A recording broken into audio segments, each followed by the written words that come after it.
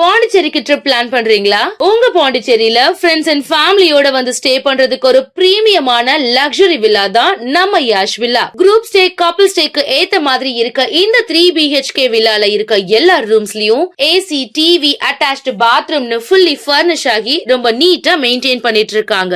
தேவைப்பட்டா சமைச்சுக்க கிச்சன்ல எல்லா யூட்டன்சில்ஸும் இருக்கு. அது மட்டும் இல்லங்க, ஆர்டர் பண்ணா homemade food, car and bike ரெண்ட்ஸ்க்கு கூட ரெடி பண்ணி கொடுக்கறாங்க. அது மட்டும் இல்லங்க, வாக்கபிள் டிஸ்டன்ஸ்ல veg and non veg hotels, KFC chicken and super மார்க்கெட்ஸும் அவைலபிளா இருக்கு. உங்க வீக்கெண்ட இன்னும் வைப் ஆக்குறதுக்கு பிரைவேட் ஸ்விம்மிங் பூலும் இருக்குங்க. கார் பார்க்கிங் வசதியோட இருக்க நம்ம யாஷ் வில்லா பாண்டிச்சேரியோட சென்டர்ல இருக்கிறதுனால இங்க இருந்து 5 கிலோமீட்டர்ஸ்ல எல்லா டூரிஸ்ட் அட்ராக்ஷன்ஸையும் நீங்க ஈஸியா ரீச் பண்ணிடலாம். இன்னும் எங்க வெயிட் பண்ணிட்டு இருக்கீங்க? உடனே கால் பண்ணுங்க 9952421750. உங்க ஸ்டேவை கன்ஃபார்ம் பண்ணிக்கோங்க.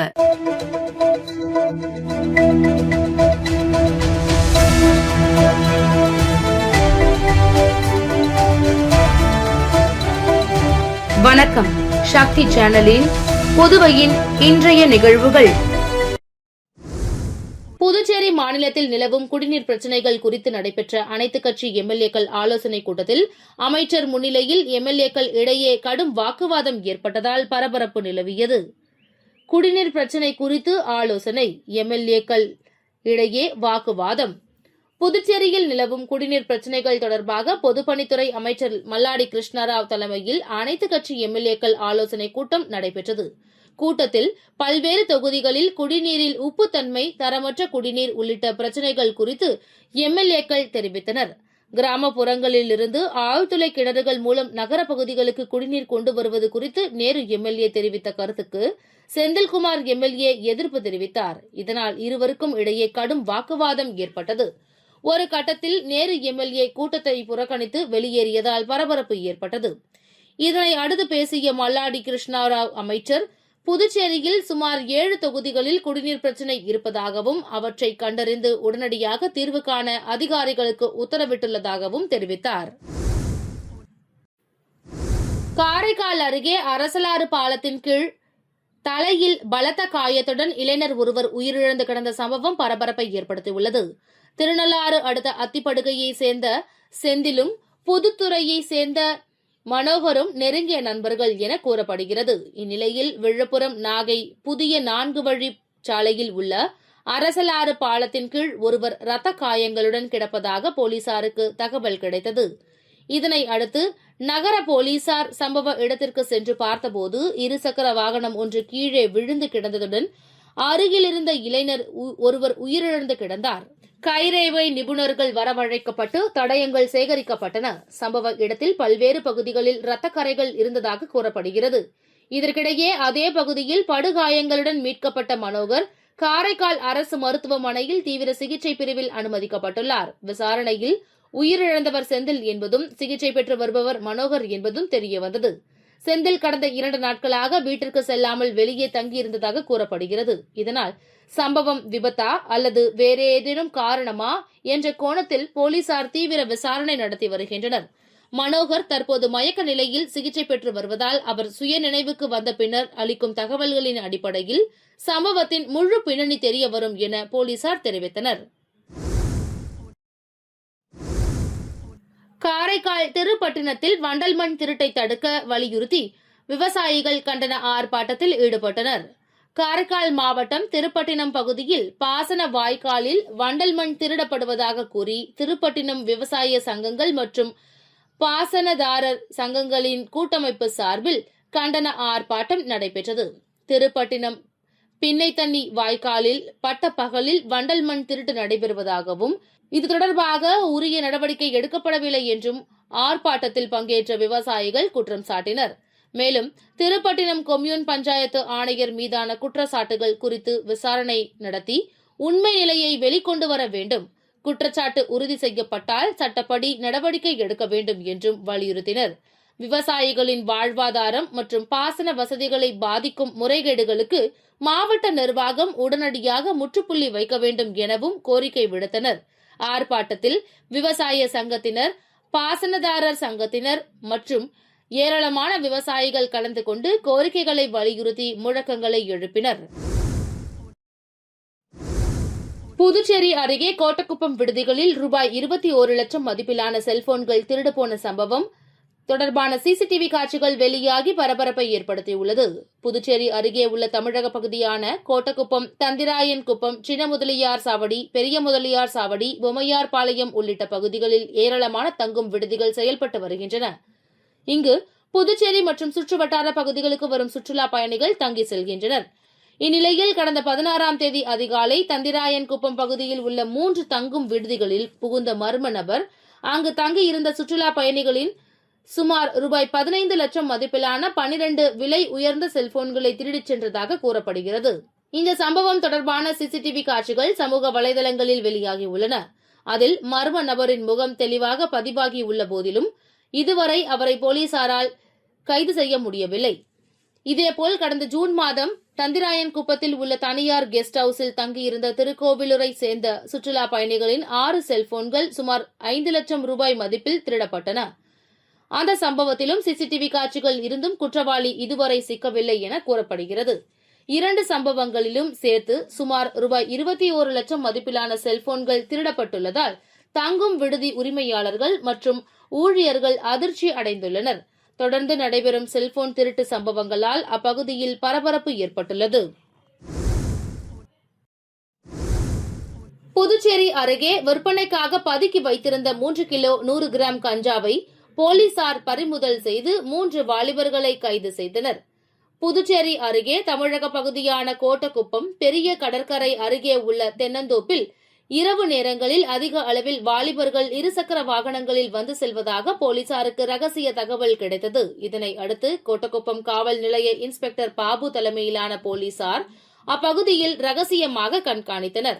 அப்போது சந்தேகத்திற்கிடமாக நின்று கொண்டிருந்த 3 பேரை பிடித்து விசாரித்ததில் அவர்கள் முன்னுக்கு பின் முரணாக பதில் அளித்தனர். தொடர்ந்து காவல் நிலையத்திற்கு அழைத்து சென்று விசாரணை நடத்தியதில் கோட்டக்குப்பம் காஜியார் தெருவை சேர்ந்த மர்ஜூத், இந்திரா நகர் ஜின்னா தெருவை சேர்ந்த யூசுப் அலி, ரஹமத் நகர் பகுதியைச் சேர்ந்த முகமது ஜபருல்லா என்ற அருணாஸ் என்பது தெரியவந்தது. மேலும் அவர்கள் கோட்டக்குப்பம் பகுதியில் கஞ்சா விற்பனை செய்து வந்ததும் விசாரணையில் தெரிய வந்ததாக போலீசார் தெரிவித்தனர். இதனை அடுத்து 3 பேரையும் கைது செய்த போலீசார் அவர்களிடமிருந்து 3 கிலோ 100 கிராம் கஞ்சாவை பறிமுதல் செய்து வழக்கு பதிவும் செய்தனர்.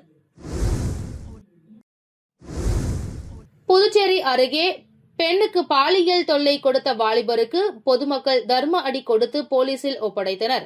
புதுச்சேரி அருகே உள்ள தமிழக பகுதியான பொம்மையார்பாளையம் பகுதியில் நேற்று முன்தினம் இரவு பாட்டு கச்சேரி நடைபெற்றது. நள்ளிரவில் கச்சேரி முடிந்து வீட்டிற்கு சென்ற பெண்ணை வாலிபர் ஒருவர் பின்தொடர்ந்ததாக கூறப்படுகிறது. அந்த பெண்ணிடம் ஓட்டல் ஏதேனும் உள்ளதா என கேட்டு பேச்சு கொடுத்த அவர் திடீரென பாலியல் தொல்லை கொடுக்க முயன்றதாக தெரிகிறது. இதனால் அதிர்ச்சி அடைந்த பெண் கூச்சலிட்ட நிலையில் அந்த வாலிபர் அங்கிருந்து தப்பி ஓடியுள்ளார். இந்நிலையில் நேற்று காலை பொம்மையார்பாளையம் பகுதியில் நடந்து சென்ற அந்த வாலிபரை பொதுமக்கள் அடையாளம் கண்டுபிடித்தனர். பின்னர் அவரை தாக்கி கோட்டக்குப்பம் போலீசாரிடம் ஒப்படைத்தனர். போலீசார் நடத்திய விசாரணையில் அவர் தஞ்சாவூர் பகுதியைச் சேர்ந்த பாலகுமாரன் என்பது தெரியவந்தது. அவரிடம் போலீசார் தொடர்ந்து விசாரணை நடத்தி வருகின்றனர். திருபுவனையில் ரெஸ்டோ பார்களை மூடக்கோரி கண்டன ஆர்ப்பாட்டம். திருபுவனை தொகுதியில் குடியிருப்புகள், பள்ளிகள் மற்றும் கோவில்களுக்கு அருகே செயல்பட்டு வரும் ரெஸ்டோ பார்களை மூடக்கோரி தாவேகா சட்டமன்ற உறுப்பினர் சாய் சரவணன்குமார் தலைமையில் 100க்கும் மேற்பட்ட விடுதலை சிறுத்தைகள் கட்சியினர் கண்டன ஆர்ப்பாட்டத்தில் ஈடுபட்டனர். திருபுவனை பேருந்து நிறுத்தம் அருகே நடைபெற்ற இந்த ஆர்ப்பாட்டத்தில் பள்ளிகள் மற்றும் கோவில்கள் அருகிலும் குடியிருப்பு பகுதிகளுக்கு மத்தியிலும் ரெஸ்டோ பார்கள் செயல்படுவதால் சட்டம் ஒழுங்கு பிரச்சினைகள் ஏற்படுவதாக குற்றம் சாட்டப்பட்டது. குறிப்பாக பேருந்து நிலையம் அருகே செயல்படும் ரெஸ்டோ பாரால் பொதுமக்கள் மற்றும் மாணவர்கள் பாதிக்கப்படுவதாக கூறி அவற்றை உடனடியாக அகற்ற வேண்டும் என வலியுறுத்தினர். மேலும் முதலமைச்சர் ரங்கசாமி தலைமையிலான பாஜக, என்ஆர் காங்கிரஸ் கூட்டணி அரசை கண்டித்து கண்டன கோஷங்கள் எழுப்பினர். கோரிக்கைகளை அரசு உடனடியாக நிறைவேற்றாவிட்டால் அடுத்த கட்டமாக தேசிய நெடுஞ்சாலையில் மிகப்பெரிய அளவில் சாலை மறியல் போராட்டம் நடத்தப்படும் என போராட்டத்தில் ஈடுபட்டவர்கள் எச்சரிக்கை விடுத்தனர். போராட்டத்தில் விடுதலை சிறுத்தைகள் கட்சி மாநில செயலாளர் ஏகாம்பரம் கண்டன உரையாற்றினார். நிர்வாகிகள் திருநாவுக்கரசு, கல்பனா உள்ளிட்டோர் முன்னிலை வகித்தனர். கட்சி நிர்வாகிகள், மகளிர் அணியினர் மற்றும் ஏராளமானோர் கலந்து கொண்டனர். காரைக்காலில் 50,000 சதுர அடியில் டைல்ஸ் ஷோரூம் திறப்பு விழா வெகு விமர்சையாக நடைபெற்றது. காரைக்காலில் 20 ஆண்டுகளுக்கும் மேலாக செயல்பட்டு வரும் ராஜஸ்தானி டைல்ஸ் நிறுவனம் சார்பில் 50,000 சதுர அடி பரப்பளவில் அமைக்கப்பட்டுள்ள பிரம்மாண்ட புதிய டைல்ஸ் ஷோரூம் திறப்பு விழா நடைபெற்றது. ஷோரூமில் முன்னணி நிறுவனங்களின் பல்வேறு வண்ணங்கள், வடிவங்கள் மற்றும் டிசைன்களில் டைல்ஸ் காட்சிப்படுத்தப்பட்டுள்ளன. மேலும் வீடு மற்றும் வணிக வளாகங்களில் டைல்ஸ் பயன்படுத்தப்படும் விதத்தை அறியும் வகையில் ஹால், படுக்கையறை, சமையலறை, குளியலறை உள்ளிட்ட பகுதிகள் மாதிரி வடிவில் அமைக்கப்பட்டுள்ளன. விழாவில் காரைக்கால் சட்டமன்ற உறுப்பினர் திருமுருகன் சிறப்பு விருந்தினராக கலந்து கொண்டார். ராஜஸ்தானி மார்பிள்ஸ் நிர்வாக இயக்குநர் குமார் உள்ளிட்ட முன்னணி டைல்ஸ் நிறுவனங்களின் நிர்வாகிகள் கலந்து கொண்டனர். புதுச்சேரி சாம்பிவிளை தோட்டம் வாஞ்சிநாதன் நகரில் உள்ள ராணி என்பவர் நீரிழிவு நோயினால் பெரும் அவதிப்பட்டு வந்தார். அவர் லட்சிய ஜனநாயக கட்சியின் தலைவரும் காமராஜ் நகர் தொகுதி எம்எல்ஏ திரு ஜோஸ் சார்லஸ் மார்டின் அவர்களிடத்தில் உதவி நாடினார். உடனடியாக லட்சிய ஜனநாயக கட்சி தலைவரும் காமராஜ் நகர் தொகுதி எம்எல்ஏ ஜோஸ் சார்லஸ் மார்டின் அவர்களின் அறிவுறுத்தலின்படி அவர் அரசு மருத்துவமனைக்கு அழைத்து செல்லப்பட்டு மருத்துவ குழு மூலம் அவருக்கு சிகிச்சை அளிக்கப்பட்டு அறுவை சிகிச்சையும் செய்யப்பட்டது. பின்பு அவர் தினமும் வீட்டிலிருந்து மருத்துவமனை சென்று வர ஆம்புலன்ஸ் வசதியும் எம்எல்ஏ அவர்களின் சார்பாகவே செய்யப்பட்டது. பின்பு அவரை தினம் செவிலியர் வீட்டுக்கே வந்து அறுவை சிகிச்சை செய்த இடத்தில் மருந்து வைத்து கட்டுக்கட்டி வந்தனர். தற்பொழுது ஹெல்பேஜ் இந்தியாவுடன் இணைந்து காமராஜ் நகர் பகுதியில் உள்ளவர்களுக்கு இலவச வீடு தேடி மருத்துவம் திட்டத்தின் மூலம் தினமும் மருத்துவர்கள் அவர் இல்லத்திற்கு சென்று அவருக்கு சுகர் மற்றும் பிபி ஆகிய பரிசோதனை செய்து அவர் குணமடைய மருத்துவ உதவி முழுவதும் செய்து வருகின்றனர்.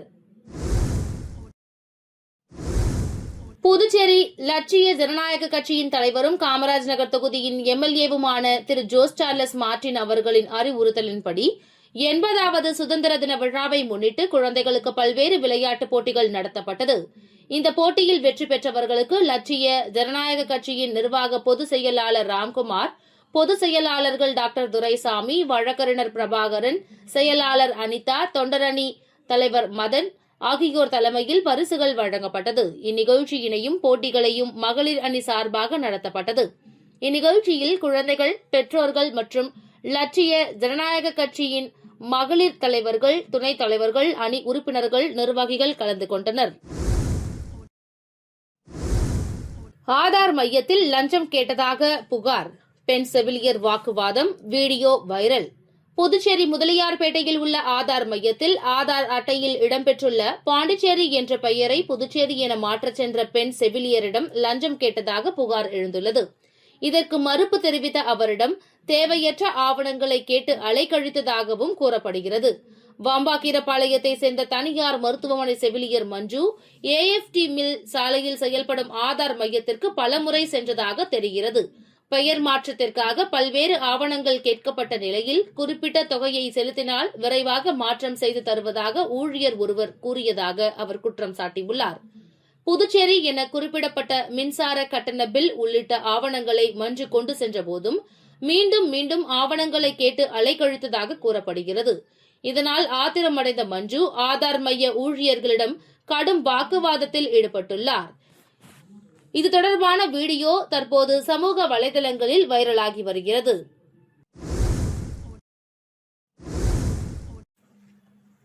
புதுச்சேரியில் 20வது பார்மா லேப் கெம் எக்ஸ்போ. புதுச்சேரியில் சுயதொழில் தொடங்க விரும்பும் இளைஞர்கள், தொழில் முனைவோர் மற்றும் சிறு குறு தொழில் நிறுவனங்கள் பயன்பெறும் வகையில் 20வது பார்மா லேப் கெம் எக்ஸ்போ கண்காட்சி வரும் 22ஆம் தேதி தொடங்குகிறது. மரப்பாலம் அருகே உள்ள சுகன்யா கன்வென்ஷன் ஹாலில் காலை 10 மணி முதல் மாலை 6 மணி வரை நடைபெறும் இக்கண்காட்சியில் இந்தியாவின் பல்வேறு மாநிலங்களை சேர்ந்த சுமார் 100 நிறுவனங்கள் பங்கேற்கின்றன. Pharma chemicals, pharmaceutical machinery, laboratory equipment உள்ளிட்ட பல்வேறு பொருட்கள் மற்றும் நவீன தொழில்நுட்பங்கள் இடம்பெறுகின்றன. சுய தொழில் மற்றும் புதிய தொழில் தொடங்க விரும்புவோர் இயந்திரங்கள், உபகரணங்கள் உள்ளிட்டவற்றை நேரடியாக பார்வையிட்டு தொழில் வாய்ப்புகளை அறிந்து கொள்ளலாம். சுமார் 3000 பார்வையாளர்கள் பங்கேற்பார்கள் என எதிர்பார்க்கப்படுகிறது. கண்காட்சியை முன்னிட்டு ஏற்பாட்டாளர்கள் செய்தியாளர்களை சந்தித்து தகவல் தெரிவித்தனர். தொடக்க விழாவில் முதலமைச்சர் என் ரங்கசாமி உள்ளிட்டோர் பங்கேற்க உள்ளதாக தெரிவிக்கப்பட்டுள்ளது. புதுச்சேரி 16வது சட்டப்பேரவை கூட்டத்தொடரில் சட்டமன்ற உறுப்பினர்கள் சட்டமன்ற விதிமுறைகளை பின்பற்றி செயல்பட வேண்டும் என சட்டமன்ற உறுப்பினர்கள் மத்தியில் தற்காலிக சபாநாயகர் அன்பழகன் பேசினார். புதுச்சேரி சட்டப்பேரவை உறுப்பினர்களுக்கான புத்தாக்க பயிற்சி கூட்டம் சாரத்தில் உள்ள சிவகவி ஓட்டலில் நடைபெற்றது. இதில் தற்காலிக சபாநாயகர் அன்பழகன் தலைமை தாங்கினார். இதில் திமுக சட்டமன்ற எதிர்க்கட்சித் தலைவர் நாஜும், முன்னாள் அமைச்சர் விஸ்வநாதன், முன்னாள் எம்எல்ஏ இளங்கோ, சட்டத்துறை சார்பு செயலாளர் ஜான்சி, ஓய்வு பெற்ற வரவு செலவு திட்ட அலுவலர் பொன்னுசாமி, சட்டப்பேரவை செயலாளர் தயாளன் அனைத்து சட்டமன்ற உறுப்பினர்களுக்கு புத்தாக்க பயிற்சி அளித்தனர். பயிற்சி முகாமில் பேசிய சட்டப்பேரவை சபாநாயகர் அன்பழகன், நடைபெறவுள்ள 16வது சட்டப்பேரவை கூட்டத்தொடரை சுமூகமாகவும் திறம்படவும் சட்டமன்றத்தை நடத்த விதிகளுக்கு உட்படுத்த வேண்டும் என்றும், புதுச்சேரி சட்டப்பேரவை அலுவல் நடத்தை விதிகள் 1966 22 அத்தியாயங்களில் 317 விதிகள் உள்ளதாகவும், உறுப்பினர்கள் கேள்வி நேரம், கவன ஈர்ப்பு தீர்மானம், குறுகிய கால விவாதம் உள்ளிட்ட வாய்ப்புகளை முறையாக பயன்படுத்தி மக்கள் பிரச்சினைகளை அரசின் கவனத்திற்கு கொண்டுவர வேண்டும் என்றும் தெரிவித்தார். மேலும் சபாநாயகர் அனுமதியின்றி பேசுவதை தவிர்க்க வேண்டும், கேள்வி நேரத்தை முறையாக பயன்படுத்துவதுடன் பேரவை நடைபெறும் நாட்களில் உறுப்பினர்கள் முழுமையாக அவையில் இருக்க வேண்டும் என்றும் அறிவுறுத்தினார். பூஜ்ய நேரத்தை முக்கியமான மக்கள் பிரச்சினைகளை முன்வைக்க பயன்படுத்த வேண்டும் என்றும், அன்றாட பிரச்சினைகளை அதில் எழுப்புவதை தவிர்க்க வேண்டும் என்றும் கூறிய அவர், மேலும் நீதிமன்றத்தில் நிலுவையில் உள்ள வழக்குகள் குறித்து சட்டப்பேரவையில் கருத்து தெரிவிப்பதை தவிர்க்க வேண்டும் என்றும், நிர்வாகம், நீதித்துறை, சட்டப்பேரவை, செயலகம் ஆகியவை தங்களுக்கான வரையறைக்குள் சுதந்திரமாக செயல்பட வேண்டும் என்றும் வலியுறுத்தினார். அதிகாரிகள் மீது ஆதாரமற்ற குற்றச்சாட்டுகளை பரப்பி அவர்களை மிரட்டி பணம் பறிக்கும் கும்பல் மீது அரசு கடும் நடவடிக்கை எடுக்க வேண்டும் என்று பாமக மாநில பொறுப்பாளர் கணபதி வலியுறுத்தியுள்ளார். இதுகுறித்து அவர் செய்தியாளர்களிடம் பேசுகையில், புதுச்சேரியில் பொதுமக்களுக்கு நல்லது செய்வது என்ற தோற்றத்தை ஏற்படுத்தி சில தனிநபர்கள், அமைப்புகள் மற்றும் சமூக ஆர்வலர்கள் அரசு அதிகாரிகளை குறிவைத்து பல்வேறு புகார்களை வாட்ஸ்அப், சமூக வலைதளங்கள் மற்றும் சுவரொட்டிகள் மூலம் வெளியிட்டு வருகின்றனர். இதன் மூலம் அதிகாரிகளுக்கு அழுத்தம் கொடுப்பது, மிரட்டுவது போன்ற நடவடிக்கைகள் நடைபெறுவதாக புகார்கள் வருகின்றன. ஒரு அரசு அதிகாரி தவறு செய்திருந்தால் அதற்கான சட்டப்பூர்வமான நடைமுறைகள் உள்ளன. ஆனால் பொதுமக்கள் மத்தியில் சுவரொட்டிகளை ஒட்டி அதிகாரிகளை அவமானப்படுத்துவதோ, மிரட்டுவதோ, அச்சுறுத்துவதோ ஏற்றுக்கொள்ள முடியாத செயலாகும். அரசு அதிகாரிகள் நல்லவர்களாக இருந்தாலும் அல்லது அவர்களிடம் ஏதேனும் தவறு இருந்தாலும் அவர்களை மிரட்டி பணம் பறிக்கவோ, சட்டத்திற்கு புறம்பாக அழுத்தம் கொடுக்கவோ யாருக்கும் உரிமை இல்லை. எனவே சமூக வலைதளங்கள் மற்றும் சுவரொட்டிகள் மூலம் ஆதாரமற்ற அல்லது தவறான புகார்களை தொடர்ந்து வெளியிட்டு வரும் நபர்கள் குறித்து முதலமைச்சரும் கவர்னரும் உடனடியாக விசாரணை நடத்தி உரிய நடவடிக்கை எடுக்க வேண்டும். இதுபோன்ற செயல்களால் பாதிக்கப்படும் அதிகாரிகள் எங்களை தொடர்பு கொண்டால் அவர்களுக்கு தேவையான ஆதரவு வழங்கப்படும் என்று கூறினார். காலாப்பட்டில் ரூபாய் 63,88,000 மதிப்பீட்டில் வளர்ச்சிப் பணிகளை தொகுதி எம்எல்ஏ செந்தில் பூஜை செய்து தொடங்கி வைத்தார். புதுச்சேரி பெரிய காலாப்பட்டு டாக்டர் அம்பேத்கர் அரசு சட்டக்கல்லூரி மாணவர் விடுதி மற்றும் காலாப்பட்டு சுனாமி குடியிருப்பு பகுதியில் ரூபாய் 63,88,000 மதிப்பில் 2 வளர்ச்சிப் பணிகளுக்கான பூமி பூஜை நடைபெற்றது. பெரிய காலாப்பட்டு சட்டக்கல்லூரி மாணவர் விடுதிக்கு சாலை வசதி ஏற்படுத்தும் வகையில் கல்லூரி நிர்வாக கட்டிடம் முதல் விடுதி வரை 570 மீட்டர் நீளத்திற்கு ரூபாய் 48 லட்சம் மதிப்பில் தார் சாலை அமைக்கும் பணி தொடங்கியது. சட்டமன்ற உறுப்பினர் செந்தில் என்ற ரமேஷ் பூமி பூஜை செய்து பணியை தொடங்கி வைத்தார். மேலும் காலாப்பட்டு சுனாமி குடியிருப்பு பகுதியில் ரூபாய் 15,88,000 மதிப்பில் கைப்பந்து மைதானம் அமைக்கும் பணிக்கும் பூமி பூஜை நடைபெற்றது. நிகழ்ச்சிகளில் பொதுப்பணித்துறை அதிகாரிகள், சட்டக்கல்லூரி பேராசிரியர்கள், மாணவர்கள், திமுக நிர்வாகிகள் மற்றும் பொதுமக்கள் கலந்து கொண்டனர். உருளையன்பேட்டையில் ரூபாய் 7,50,000 மதிப்பீட்டில் மழைநீர் வாய்க்கால் தூர்வாரும் பணியினை தொகுதி எம்எல்ஏ நேரு தொடங்கி வைத்தார். மழை காலத்தில் உருளையன்பேட்டை தொகுதியில் மழைநீர் தேங்குவதை தடுக்கவும், பொதுமக்கள் மற்றும் அவர்களின் உடைமைகளை பாதுகாக்கவும் முக்கிய மழைநீர் வடிகால் வாய்க்கால்களை தூர்வார வேண்டும் என பொதுப்பணித்துறை அதிகாரிகளிடம் தொகுதி எம்எல்ஏ நேரு கோரிக்கை விடுத்திருந்தார். இதனைத் தொடர்ந்து உருளையன்பேட்டை தொகுதியில் முக்கிய மழைநீர் வடிகால் வாய்க்காலான ஐயனார் கோவில் பிரதான வாய்க்காலை ரூபாய் 7,50,000 செலவில் தூர்வாரும் பணி தொடங்கியது. திருவள்ளூர் சாலை அருகே நடைபெற்ற நிகழ்ச்சியில் எம்எல்ஏ நேரு பணியை தொடங்கி வைத்தார். திருவள்ளுவர் சாலை, அருந்ததி நகர், முத்தாலம்மன் கோவில் முதல் இளங்கோ நகர், சாந்தி நகர், சாரதி நகர் வரையிலான வாய்க்கால் தூர்வாரப்பட உள்ளது. நிகழ்ச்சியில் பொதுப்பணித்துறை தலைமை பொறியாளர் வீரசெல்வம், கண்காணிப்பு பொறியாளர் சுந்தரமூர்த்தி, உதவி பொறியாளர் லூயி பிரகாசம் நிக்கோ, இளநிலை பொறியாளர் கணேசன் உள்ளிட்ட அதிகாரிகள், பொதுமக்கள் மற்றும் நேயம் மக்கள் கழக நிர்வாகிகள் கலந்து கொண்டனர். உங்கள் சக்தி சேனலின் புதுவையின் அன்றாட நிகழ்வுகளை உடனுக்குடன் தெரிந்து கொள்ள சக்தி சேனல் புதுச்சேரி யூடியூப் சேனலை சப்ஸ்கிரைப் செய்து கொள்ளுங்கள். மறக்காமல் பெல் பட்டனையும் கிளிக் பண்ணுங்க, ஷேர் பண்ணுங்க, லைக் பண்ணுங்க. உங்கள் சக்தி சேனல்.